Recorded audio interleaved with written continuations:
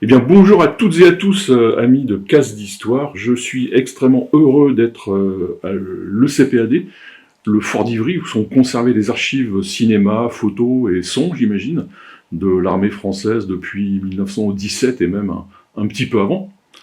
Je suis là pour parler d'un projet absolument génial qui s'appelle le Bras de Fer, qui est un mix entre le webtoon, la bande dessinée, le documentaire, le polar, le thriller et le cours d'histoire.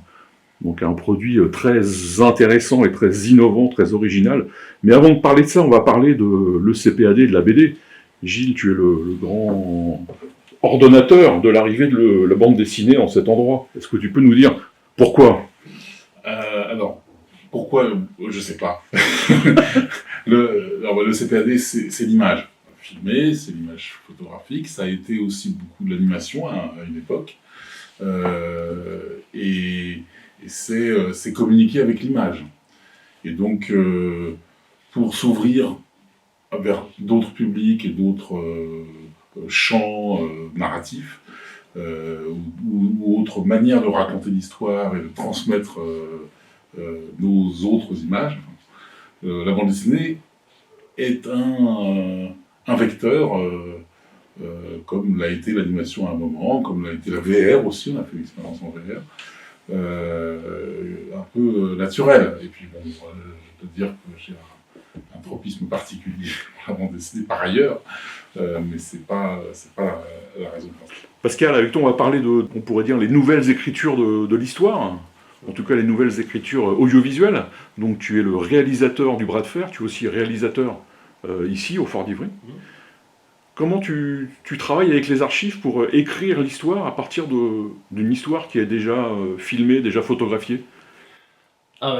C'est justement tout l'intérêt, toute la richesse des fonds d'archives ici, qui fait que on est amené, en fait c'est toujours une idée qui en amène une autre. Donc les archives, évidemment depuis les années où je suis ici et que je réalise des films, je commence à avoir une certaine connaissance du fond, je ne suis pas un expert, parce qu'on a des documentalistes ici qui font ça très bien et mieux que nous, mais je commence à déjà connaître le fond, et quand on connaît le fond, on s'intéresse des fois à des images qui vont au-delà de ce qu'on sait ou ce qu'on cherche, et qui nous interrogent et qui font qu'on a envie peut-être de creuser un peu plus loin et peut-être de trouver une autre manière de raconter des histoires. Et quant aux nouvelles écritures, c'est aussi, comme le disait Gilles, l'idée qu'en fait, depuis plusieurs années, on s'inscrit un peu dans une logique de recherche et développement autour des nouvelles écritures, et que donc, pas à pas, on a fait des recherches et on a fait des productions, en commençant par la réalité virtuelle. Après, on a fait tester une petite application pédagogique. Et de cette application pédagogique, on avait déjà commencé à traiter du général de Gaulle dans sa période londonienne entre le 40 et 42. Et moi, j'avais accumulé beaucoup de matière pour ce projet-là, et j'avais très envie d'aller plus loin avec tout ce matériau d'archives. Et en l'occurrence, du coup, l'idée a germé de comment raconter cette suite de l'histoire en allant plus loin que ce qu'on avait fait. Et la BD, évidemment, le médium était dans la tête. Et voilà, et à partir de là, je me suis mis à travailler pour voir comment je pourrais raconter une histoire en utilisant ces archives, avec comme postulat de départ qui était on va essayer autant que faire se peut de créer une histoire où les archives seront vraiment au cœur de l'histoire, diégétique, mise en scène, et qu'elles participent de la narration, et non pas qu'elles soient des éléments d'enrichissement de la narration. Avant de parler du contenu du Bras de Fer, comment on peut définir cet objet? Si c'est définissable, mais comment on peut le présenter pour que les gens qui regardent ce film se disent je vais regarder quelque chose et je sais à peu près ce que je vais regarder? Une bande dessinée, numérique, pour écran mobile. Ouais. Moi, des fois, je rajoute enrichi, parce qu'en fait, interactif, oui, alors tourner des pages, c'est une forme d'interactivité, même quand dans une BD classique. Mais en l'occurrence, quand on dit interactif pour un outil numérique, on pense à autre chose. Mais enrichi, oui, voilà, donc c'est un peu ce qu'on a trouvé comme terme. C'est vrai qu'on a cherché longtemps de savoir, c'est pas un webtoon, c'est difficile à définir vraiment précisément. Peut-être que ça veut dire qu'on est dans quelque chose de nouveau, donc ça c'est pas inintéressant non plus. Oui, parce qu'il y a de l'histoire, mais il y a de la fiction. Vous l'amenez dès le début d'ailleurs. C'est une fiction documentaire. C'est ça.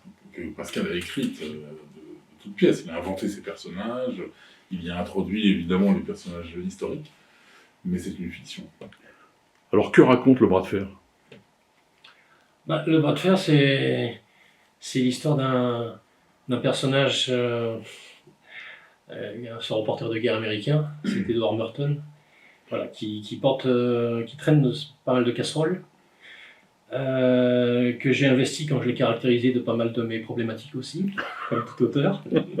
Donc j'assume voilà, une part de moi quelque part dans ce Tu es aussi Edward Merton. Bon, à mon niveau, ouais, mon humble niveau peut-être.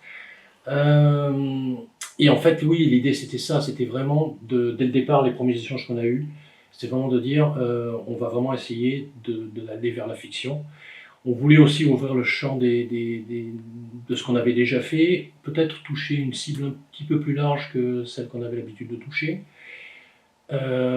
Et en fait, la fiction nous permettait aussi une liberté d'approche par rapport à ce qu'on allait dire de cette histoire. Donc du coup, l'idée, c'est que c'était plus confortable d'avoir des personnages fictionnels, sachant que du coup, on allait être à leur niveau, en train de découvrir avec eux les événements en train de se faire devant eux, et du coup, avec les questionnements qui peuvent se poser eux-mêmes par rapport à ce qu'ils vivent. Et c'était une façon aussi de ne pas asséner des vérités historiques, et de se dire, posons-nous plutôt des questions sur ce qui se passe. Et autant de questions potentielles que de points d'entrée potentiels vers la grande histoire. Voilà, c'est aussi peut-être pour ça que on n'a pas pris le choix d'être pédagogique dans le sens qu'on explique tout, mais on aborde des thématiques par rapport à ce qu'ils comprennent, mais avec la limitation qui est la leur, et du coup, à charge à chacun, s'ils veulent en savoir plus, d'aller creuser un peu plus loin. Mais voilà, c'est pour ça, du coup, quelques idées qui nous ont amenés vers la fiction.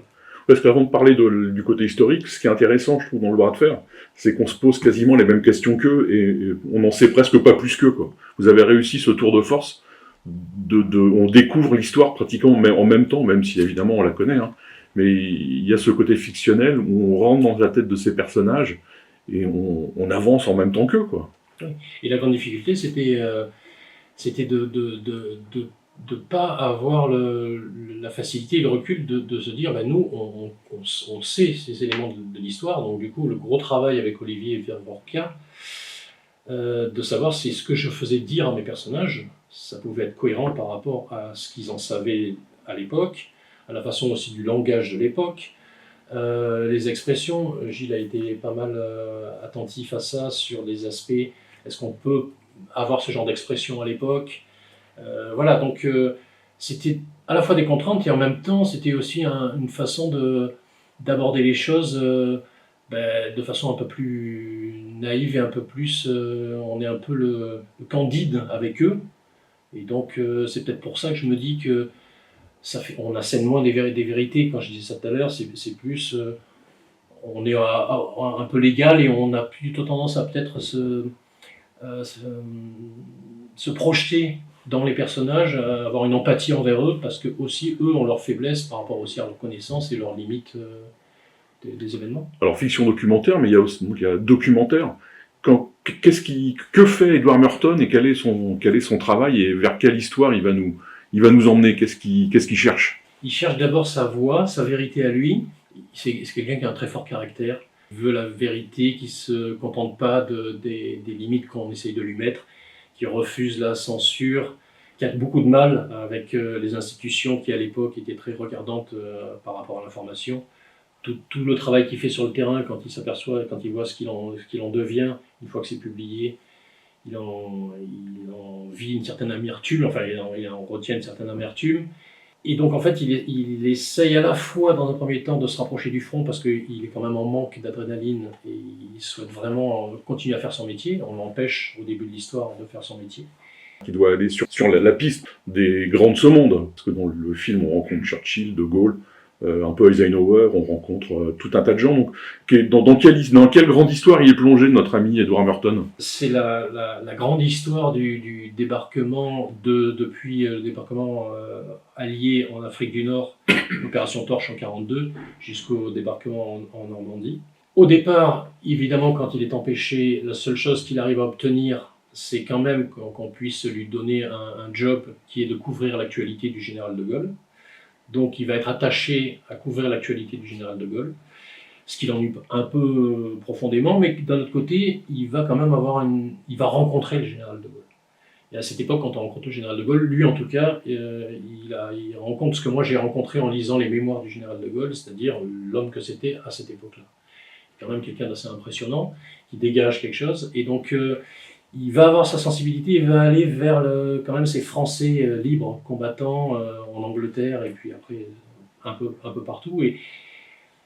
Et malgré qu'il essaye de se détacher de cette fonction-là qui ne l'intéresse pas vraiment, petit à petit quand même, il va trouver l'opportunité de peut-être aller plus loin que juste suivre l'actualité de De Gaulle, parce qu'il va découvrir en coulisses le bras de fer qui oppose De Gaulle, Churchill et Roosevelt sur le pouvoir que De Gaulle revendique pour la libération de la France et que Roosevelt ne souhaite surtout pas lui offrir. Donc voilà, quelque part en second rang, en histoire de fond, se déroule ce bras de fer. Le bras de fer, c'est aussi le bras de fer que lui vit à son niveau dans ses problématiques internes, et c'est aussi le bras de fer qui se joue dans la grande histoire en arrière-plan avec les trois grands. Oui, parce que sa vie est compliquée à lui, mais il vit aussi dans une époque un peu compliquée et un peu agitée. Et c'est ça qui est intéressant, c'est justement l'inscription de la petite histoire dans la grande histoire, l'intime dans les événements. Et puis, ce que je trouve vraiment très intéressant dans ce personnage Edward Norton, c'est qu'il renoue avec une tradition qui est perdue, qui est celle des grands reporters de fiction, de feuilleton. On pense à Rouletabille ou à Tintin et beaucoup d'autres. En BD, il y en a eu plein, Jeannette Pointure, Ricochet, il y en a beaucoup. Mais ça a complètement disparu. Or, le personnage du reporter, du journaliste, il est formidable parce qu'il permet d'avoir une distance par rapport aux événements, que lui-même il a un métier passionnant, alors même si Tintin n'exerce pas franchement, et puis ça permet justement d'envoyer partout, de suivre les événements du monde, et je ne comprends pas moi pourquoi ce personnage est délaissé, et voilà, on a voulu aussi renouer avec cette tradition.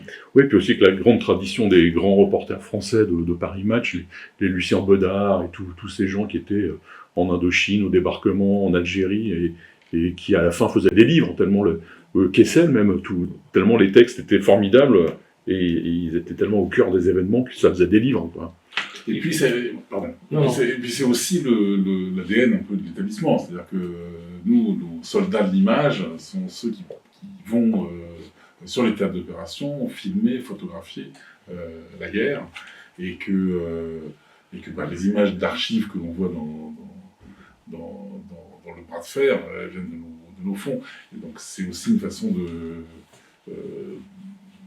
nos soldats de l'image ne sont pas des journalistes, ne sont pas des reporters, enfin, ils font des reportages, mais pas pour la presse. Ils sont utilisés par la presse, mais ce pas des journalistes directement. Oui, parce que lui, c'est un journaliste écrit, mais vous avez aussi mis quand même une journaliste de l'image. Et là, c'est une femme.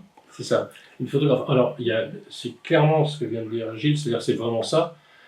L'idée étant que, oui, il y avait aussi des questionnements propres au métier de reporter et reporter de guerre, et qu'on perçoit à travers justement ce personnage de Martin Kendall, qui est la photographe. Édouard, il a une petite caméra, il s'en sert pour capturer un peu les choses. Ça nous permet de faire vivre un peu l'histoire et les archives, mais elle amène vraiment cette thématique-là. Et en fait, je ne sais pas si ça ressort, mais j'espère. Elle a aussi pour fonction Martha. En fait, Martha, c'est le reflet d'Édouard quand il était plus jeune. Lui-même, quand il est sorti de l'université, il est parti en 1918 sur le front de la Marne. Il a été après sur d'autres fronts. Et là, il commence à être un peu âgé, il est blacklisté, il ne peut plus faire son métier. Et surtout, il a cette maturité et peut-être qu'il a aussi cette aigreur, ce côté un peu négatif. C'est un peu le côté d'ailleurs du personnage de Polar Noir. C'est les premiers temps où elle se confronte vraiment à la réalité du reporter de guerre. Et donc, quelque part, tout le long de l'histoire, il a de la sympathie pour elle parce qu'il se projette dans elle, il se voit en elle comme il était plus jeune. Il essaye un peu de lui faire passer quelques messages de prudence, mais il ne veut pas non plus se permettre de faire ce genre de choses parce que lui-même, il lui laisse la liberté de faire son chemin par elle-même. Et à travers les questionnements qu'elle se pose, on peut comprendre que c'est des questionnements que lui s'est posés Et c'est des choses auxquelles il n'a pas forcément su répondre et qui sont restées sans réponse aussi. Donc effectivement, il y a cette problématique de qu'est-ce que c'est qu'être reporter de guerre. Et de toute façon, s'il a ces traumas et qu'il l'amène à ce parcours, c'est parce qu'il a lui-même vécu tout ça, cette violence, tous ces traumas et cette addiction qui fait qu'il veut aller encore sur le terrain. Voilà. Et qui s'en veut d'être un peu désabusé. Voilà, il est désabusé, mais il en est conscient et il n'a pas encore franchi le côté obscur, mais il est borderline, quoi. Non, mais c'est un personnage riche et je trouve que ça fait partie de la qualité du bras de fer. C'est que c'est pas, les choses sont pas plaquées. On a un vrai personnage bien écrit, bien campé, qui existe et qui a plein de problèmes. C'est quand même ceux-là qui sont les plus intéressants, quoi. Bah, l'idée, c'était vraiment, c'est pour ça, c'est ce choix de cette fiction documentaire, c'est d'embarquer le lecteur. C'est que le lecteur, on emmène le lecteur à s'identifier éventuellement, en tout cas vraiment à s'intéresser à un personnage qui vit, et non pas d'avoir effectivement un cours d'histoire. Moi, dans mon objectif, c'était que la petite histoire soit suffisamment attachante pour qu'on ait envie d'aller plus loin. Parce que sinon, l'histoire du bras de fer historique, ça passionnera les plus férus d'histoire d'entre les lecteurs. Mais je pense qu'il y a des lecteurs, et j'en ai eu pour preuve des retours, qui me disaient qu'ils n'étaient pas spécialement fous d'histoire, qu'ils n'ont pas tout compris aux grands enjeux de ce bras de fer entre les grands, mais qu'ils ont pris un grand plaisir à aller jusqu'au bout parce qu'ils voulaient savoir ce qu'il allait advenir de nos personnages, de ces personnages. Vous avez évoqué le travail d'Olivier Villavorca, qui est donc l'historien qui a vérifié les choses, mais il y a quand même quelqu'un dont il faut parler, c'est Jean Dittard. Jean Dittard qui est, à Cases d'Histoire, on a une admiration sans borne pour son travail. C'est franchement nous on pense un des plus grands dessinateurs français actuels qui à chaque fois se renouvelle. Chaque album est différent, il n'y en a pas un qui ressemble. Personne ne peut dire quel est le style de Jean Dittard, quasiment. Et là, il nous surprend encore une fois en étant dans le roman noir, ce qu'il n'avait jamais fait, en étant dans un format très, très différent, puisqu'on est dans le numérique et plus dans le papier. Comment vous avez travaillé avec lui et comment il a réagi et comment il est arrivé, comment il s'est intégré dans cette histoire? Juste en disant qu'au départ, on a regardé quel dessinateur pouvait être éventuellement, illustrateur-dessinateur pouvait être dans l'idée de ce qu'on voulait comme univers. C'est Gilles qui a pensé à Jean Dittard. Il y avait une filiation, il y avait peut-être aussi le fait que les galons de la BD et tout ça. Donc, Oui, moi c'est pareil, je suis fan du travail de Jean Dittard depuis ses tout débuts. Ce que je trouve vraiment intéressant, comme ça a été dit, c'est que Jean Dittard est quelqu'un qui aime, d'abord il s'impose des contraintes, il aime jouer avec. Certaines sont complètement cachées, d'autres sont un peu plus évidentes, mais La Vision de Bacchus, c'est un livre qui est entièrement construit sur une contrainte invisible, prodigieuse, et qui joue avec le médium. Et donc dans Hashtag J'accuse notamment, parce qu'on est dans des écrans, mais sur du papier, avec un style de gravure, et on est dans les écrans des médias contemporains.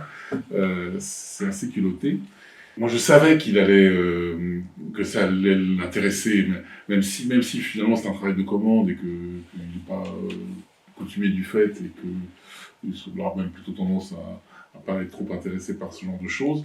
Là, le défi l'a vraiment intéressé, c'est-à-dire comment explorer un nouveau médium, une autre façon de faire de la bande dessinée, avec d'autres contraintes, des contraintes de mise en scène, d'animation, de travail sur la profondeur de champ, sur le format aussi, qui est un format vertical, constant, mais qui n'empêche pas des mouvements d'appareil.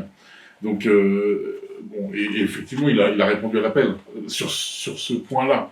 Et puis en plus, l'histoire m'intéresse énormément, on ne fait que ça. Et puis il a aimé, je crois, le côté référentiel, je ne veux pas dire pastiche, mais référentiel d'une époque au cinéma où on dessinait. On a feuilleté ensemble dans la bibliothèque plein de bandes dessinées de l'époque, Milton Caniff en tête, bien entendu. Et c'était ça aussi, ça l'excitait. Et en plus, comment faire quelque chose qui évoque l'époque, mais qui soit quand même pas justement une imitation, un pastiche, mais vraiment moderne. surtout dans ce médium-là, sur écran. Ça, c'était aussi un sacré défi pour le dessinateur. Hein. Voilà. Donc, je trouve vraiment qu'il a rempli ça de manière absolument admirable, comme on pouvait s'y attendre. Et ce qui complète en plus Jean Dittard, c'est le travail sur le son. On en a parlé tout à l'heure avant de commencer. Le travail sur la bande-son est assez magique, on peut dire, parce qu'on a des images qu'on fait bouger avec le doigt, donc on a son propre rythme, et la musique amène un second rythme, un rythme en deuxième rideau. Oui, alors, avec Jean, ça va m'amener à la musique et à la bande-son. Avec Jean, on a eu un gros travail. Alors, comment on a travaillé? Moi, j'ai envoyé le scénario dès le départ, évidemment, là-dessus. Ensuite, j'ai fait un découpage et un storyboard, un séquencier, un storyboard, mais qui était, de mon approche, assez cinématographique. Et après, on s'est vu par rapport à ça, et lui a retravaillé un storyboard. On a travaillé ensemble ce storyboard-là. Et en fait, le gros du travail qu'on a fait, ça a été ce travail-là d'abord de mise en scène, de découpage, pour essayer de trouver quelque chose qui correspondait à cet outil qui est hybride entre une lecture de bande dessinée et une lecture audiovisuelle. Donc il y a eu des petites choses. Pour l'anecdote, par exemple, la profondeur de champ, au départ, c'était quelque chose qu'il avait du mal à penser, à se projeter, parce que dans une BD, d'après ce que j'ai compris, prenez-moi si je me trompe, mais il y a pas souvent de reprise de point ou de changement de focale avec des avant-plans flous et puis des arrière-plans nets ou inversement. Voilà. Et en fait, du coup, il y a eu des process que moi, au départ, je souhaitais et sur lesquels je suis revenu et que l'on a abandonné parce qu'ils étaient trop cinématographiques. Et lui, il avait des partis pris aussi très BD sur lesquels il est revenu aussi. Et on a trouvé des compromis. Donc là, c'était quelque chose de très intéressant. Et après, pour voir aussi comment on évolue dans ce format, parce que je le disais, il y a des mouvements de caméra des fois dans certains dessins. Il y a des petites animations qui, de temps en temps, lors des respirations, font un peu vivre tout ça. Et du coup, c'est un travail différent, parce que là, pour le coup, on travaillait en layer. Donc lui, il me fournissait, pour un même dessin, des fois 4 ou 5 couches, avec des transparences, pour que moi je puisse jouer sur ce qu'on faisait en termes d'échelle, de mouvement, grâce à ces couches de dessin. Donc voilà, il fallait vraiment tout anticiper pour ça. Et une de ces interrogations, et d'après ses retours de ce qui lui aussi l'a bien intéressé, c'est toute la difficulté d'une bande-son dans un outil où on n'a pas un spectateur captif comme devant une télévision ou un écran, où là, on fait ce qu'on veut avec la bande-son. Là, il fallait une bande-son qui soit en capacité de s'adapter au rythme de chacun. Si moi je veux... Alors, la bande-son, il y a la bande-son et les musiques. Les musiques sont vraiment des musiques extra-diégétiques, c'est-à-dire des musiques qui viennent pour des transitions et qui nous amènent un petit peu l'ambiance du lieu, l'ambiance d'une fin de scène ou une ouverture vers une autre scène, une autre séquence. Donc voilà, ça nous sert vraiment de fluidifier le récit. Il y a aussi la bande-son diégétique, c'est-à-dire les musiques qui se déroulent au sein même de l'histoire, et le son d'ambiance qu'on peut entendre dans les lieux où on se trouve. Donc, pour pas être trop long, l'idée principale, c'était d'avoir une bande-son qui soit pas trop présente, parce que avoir des oreillettes ou un casque pendant 1 heure de lecture, ça peut être vite pénible et compliqué si on a une bande-son qui prend trop de place. D'un autre côté, il fallait qu'elle soit là, donc elle fasse vivre des petites choses et des fois, on a enlevé des sons, on a enlevé. En fait, on mettait des choses, puis après, on dépiautait en se disant, finalement, ce son-là, il est symbolique d'un lieu. Et c'est pas la peine de rajouter que ce soit ce son-là. Voilà. Après, c'était la mise à distance qu'il fallait trouver. Et pour la défi technique, c'est qu'effectivement, quand on a une musique, par exemple, diégétique, à un moment, on est dans une scène où on est dans un bar à Londres où il y a un groupe de jazz qui joue. Donc moi, je sais que, par exemple, arrivé à cette case-là, je peux faire démarrer mon événement son, donc la musique qui jouait par les musiciens dans la BD, je peux la faire démarrer là, il n'y a pas de problème. Mais où la faire s'arrêter ? À quel moment, entre cette case-là et la 7e case d'après, où se termine la scène, en combien de temps le lecteur va lire, et du coup, moi, est-ce que ma musique sera encore en plein déroulement ? Est-ce qu'elle sera finie depuis 2 cases ? Est-ce qu'elle s'arrêtera ? Donc ça a été très très complexe à trouver. Et en fait, petit à petit, j'ai compris un truc, c'est que à partir du moment où on donne un rythme de lecture dès le départ, par le fait qu'on parlait aussi, il y a les phylactères, c'est-à-dire les bulles, qui arrivent dans un second temps. En général, quand on met une case, le dessin apparaît, la bulle apparaît, mais la bulle peut aussi apparaître plusieurs secondes après que le dessin soit apparu. Si par exemple dans la case d'avant, il y a une question forte qui a été posée, et que le personnage dans la case suivante est censé réfléchir à sa réponse parce que ce qu'il va dire c'est très important, on peut jouer avec la durée d'apparition. Plus on tarde à le faire apparaître, plus on comprend que peut-être il y a une complexité. Mais là aussi, ça rejoint le problème de la musique, c'est-à-dire que si on fait ça trop longtemps, n'importe qui, le lecteur, peut swiper et passer à la case d'après en pensant qu'il n'y a pas de bulle de réponse. Et donc on passerait à côté d'une bulle.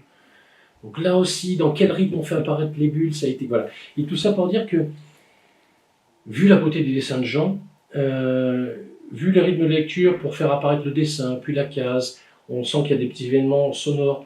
Donc en fait, on s'est aperçu qu'il y avait globalement un rythme. Il y avait un rythme de lecture. Alors, c'est vrai que pour finir ce que je disais, une musique est censée se finir là. Si le rythme de lecture qu'on a depuis le départ reste égal, elle va se finir parfaitement au bon endroit. Après, évidemment, si on swipe alors que la musique n'est pas finie, elle va se fondre tranquillement sur la case d'après. Donc, c'est jamais brutal. Mais idéalement, ça serait mieux que ça se finisse là. Et si on va trop lentement, la musique elle se terminera peut-être un peu avant, mais du coup on se retrouve dans l'ambiance du lieu. Donc, et si jamais ça se finit avant, on peut faire déclencher des applaudissements. Du coup, on trouve des couches de son qui font que dans le cas où le lecteur va vite, dans le cas où le lecteur va lentement, dans le cas où il va au bon rythme, qu'est-ce qu'on a comme parade pour essayer de faire en sorte que ce soit le plus harmonieux possible. Et voilà, et ça a été un gros défi.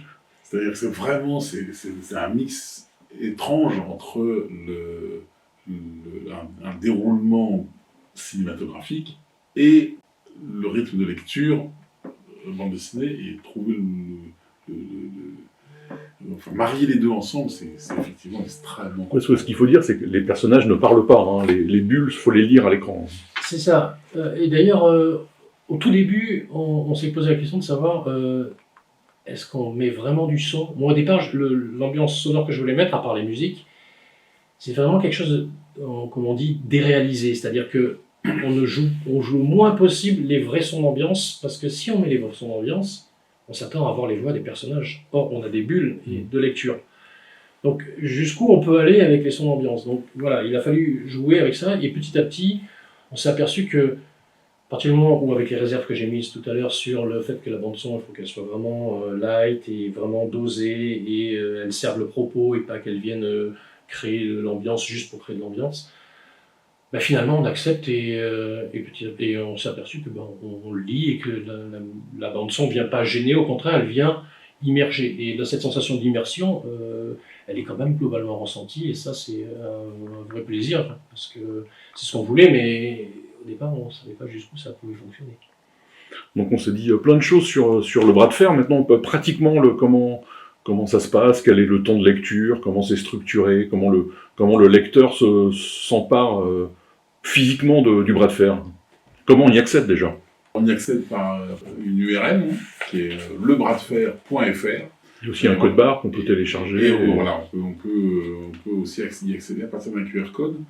Et là, on est parti pour une heure de lecture. C'est une vraie bande dessinée, c'est un vrai livre, c'est pas une petite expérience. Puis il y a des photos qui sont intégrées dans des journaux, il y a des actualités, des films de l'époque qui sont intégrés dans des salles de cinéma pour faire comme si on était dans les vieilles actualités Gaumont ou Pathé, et ça c'est assez réjouissant.